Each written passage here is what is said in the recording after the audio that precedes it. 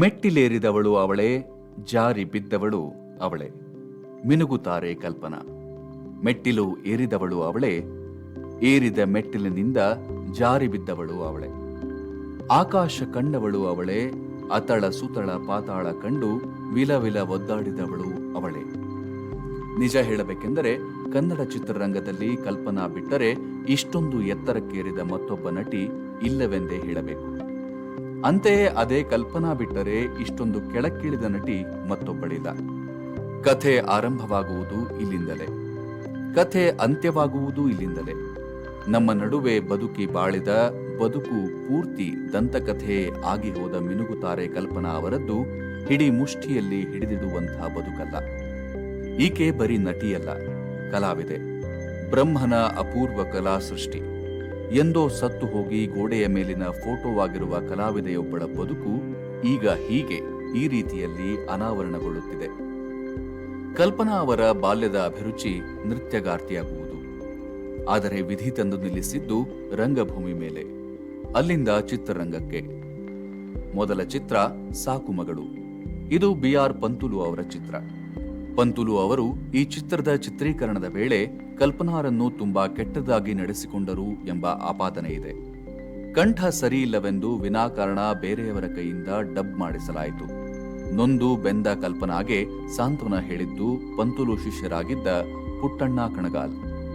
ನೋಡ್ತಿರು, ಮುಂದೆ ನಿನ್ನನ್ನು ದೊಡ್ಡ ತಾರೆಯನ್ನಾಗಿ ಮಾಡ್ತೇನೆ ಅಂತ ಕಲ್ಪನಾಗೆ ಪ್ರಾಮಿಸ್ ಮಾಡಿದವರೇ ಪುಟ್ಟಣ್ಣ. ಪ್ರಾಮಿಸ್ ಮಾಡಿದಂತೆಯೇ ನಡೆದುಕೊಂಡರೂ ಕೂಡ. ಕಲ್ಪನಾ ಪಂತುಲು ಹಿಡಿತದಿಂದ ಹೊರಬಂದಾಗ ಆಶ್ರಯ ನೀಡಿದ್ದು ಇದೇ ಪುಟ್ಟಣ್ಣ.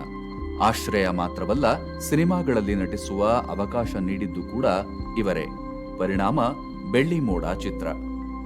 ಯಾವುದೋ ಒಂದು studio, start, cut, lights on ಇತ್ಯಾದಿ. ಆ ಚಿತ್ರದ ಕಥೆಯ ಪ್ರಕಾರ ಪಾತ್ರ ಅಳುತ್ತದೆ. ಸಾಮಾನ್ಯವಾಗಿ ಇಂಥ ಸಂದರ್ಭಗಳಲ್ಲಿ ಕಣ್ಣಿಗೆ ಗ್ಲಿಸರಿನ್ ಹಾಕ್ತಾರೆ. ಆದರೆ ತಾನು ಅಪ್ಪಟ ಕಲಾವಿದೆ, ಗ್ಲಿಸರಿನ್ ಇಲ್ಲದೆ ಸಹಜವಾಗಿ ಅಳ್ತೇನೆ ಅಂತ ಹಠ ಹಿಡಿದ ಕಲ್ಪನಾ ವಿಫಲವಾಗ್ತಾಳೆ. ಯೂನಿಟ್ ಮಂದಿ ಕೇಕೆ ಹಾಕಿ ನಗ್ತಾರೆ. ಕಲ್ಪನಾ ಅವಮಾನಿತಳಾಗ್ತಾಳೆ. ಗ್ಲಿಸರಿನ್ ಹಾಕಲೇಬೇಕು. ಹುಡುಗ ಗ್ಲಿಸರಿನ್ ಹಾಕುವಾಗ ಸ್ವಲ್ಪ ಹೆಚ್ಚೆ ಬಿದ್ದು ಬಿಡುತ್ತೆ. ಕಲ್ಪನಾ ಅಹಂ ಎದ್ದು ನಿಲ್ಲುತ್ತೆ. ಆತನಿಗೆ ತನ್ನ ಕಾಲಿನಿಂದ ಒದೀತಾಳೆ. ಹುಡುಗ ಬಿದ್ದು ಅಪಮಾನಿತನಾದರೂ ಸಹಿಸಿಕೊಂಡು ಶಾಪ ಹಾಕ್ತಾನೆ. ಕಲ್ಪನಾ ಅಹಂಗೊಂದು ಸ್ಪಷ್ಟ ಸಾಕ್ಷಿ ಇದು. ಈ ನಡುವಿನ ಚಿತ್ರ ಜೀವನ ಕಲ್ಪನಾ ಪರವಾಗಿತ್ತು ಮತ್ತು ವರವಾಗಿತ್ತು. ಒಂದರ ಹಿಂದೊಂದರಂತೆ ಸಿನಿಮಾಗಳಲ್ಲಿ ನಟಿಸ್ತಾ ಹೋದ್ರು. ಚಿತ್ರರಂಗದಲ್ಲಿ ನಿರ್ದೇಶಕರಿಗೆ ಪುಟ್ಟಣ್ಣ ವಿಶೇಷ ಸ್ಥಾನಮಾನ ತಂದುಕೊಟ್ಟಂತೆ ನಟಿಯರಿಗೆ ಉನ್ನತ ಸ್ಥಾನ ತಂದುಕೊಟ್ಟವರು ನಿಸ್ಸಂಶಯವಾಗಿ ಕಲ್ಪನಾ ಅವರೇ. ಪುಟ್ಟಣ್ಣ ನಿರ್ದೇಶನದ ಬೆಳ್ಳಿ ಮೋಡ ಚಿತ್ರ ಕಲ್ಪನಾರವರ ತಾರಾಜೀವನಕ್ಕೆ ದೊಡ್ಡ ತಿರುವು ನೀಡಿತು. ಕಲ್ಪನಾ ಅವರು ಇಂಥ ಅನೇಕ ವೈವಿಧ್ಯಮಯ ಪಾತ್ರಗಳಲ್ಲಿ ನಟಿಸಿ ಕರ್ನಾಟಕದಲ್ಲಿ ಮನೆ ಮಾತಾದರು. ಅಭಿಮಾನಿಗಳಿಂದ ಮಿನುಗುತ್ತಾರೆ ಎಂಬ ಬಿರುದನ್ನು ಪಡೆದರು.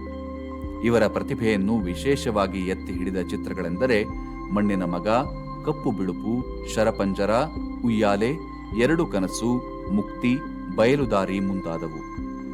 ಬೆಳ್ಳಿ ಮೋಡ, ಹಣ್ಣೆಲೆ ಚಿಗುರಿದಾಗ, ಶರಪಂಜರ ಚಿತ್ರಗಳಲ್ಲಿನ ಅಭಿನಯಕ್ಕಾಗಿ 3 ಬಾರಿ ರಾಜ್ಯ ಸರ್ಕಾರದ ಶ್ರೇಷ್ಠ ನಟಿ ಪ್ರಶಸ್ತಿ ಪಡೆದಿದ್ದಾರೆ.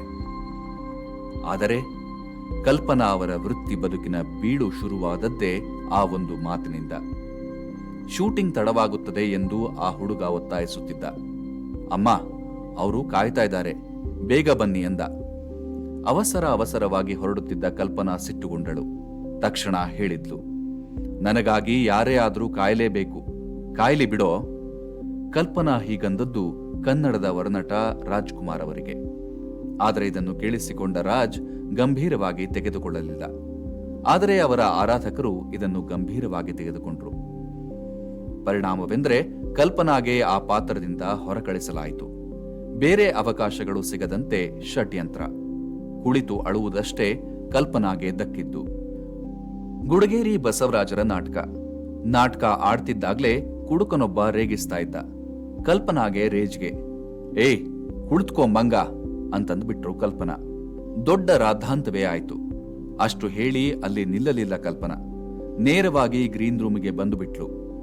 ಸೇರಿದ್ದ ಜನ ದಂಗೆ ಎದ್ದು ಬಿಟ್ರು. ಕ್ಷಮೆ ಕೇಳಬೇಕೆಂದು ಹಠ ಹಿಡಿದು ಧರಣಿ ಕುಳಿತರು. ಕಲ್ಪನಾ ಒಪ್ಪಲಿಲ್ಲ.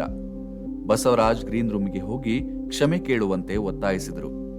ಕಲ್ಪನಾ ಒಪ್ಪಲಿಲ್ಲ. ಕೊನೆಗೂ ಕ್ಷಮೆ ಕೇಳಲೇಬೇಕಾಯಿತು. ಕ್ಷಮೆ ಕೇಳಿ ಅಳುತ್ತಲೇ ಸ್ಟೇಜ್ನಿಂದ ನಿರ್ಗಮಿಸಿದ್ಲು ಕಲ್ಪನಾ. ಇಲ್ಲಿಂದ ಆರಂಭವಾದ ದುರಂತ ಕಲ್ಪನಾ ಸಾವಿನ ತನಕ ಮುಂದುವರಿತು. ಕನ್ನಡ ಚಿತ್ರರಂಗದಲ್ಲಿ ಮಹಾರಾಣಿಯಾಗಿ ಮೆರೆದ ಮಿನುಗುತಾರೆ ಕಲ್ಪನಾ ಖಾಸಗಿ ಬದುಕು ಕೂಡ ದುರಂತಮಯವಾಗಿ ದುರಂತದಲ್ಲಿ ಕೊನೆಗೊಂಡಿತು.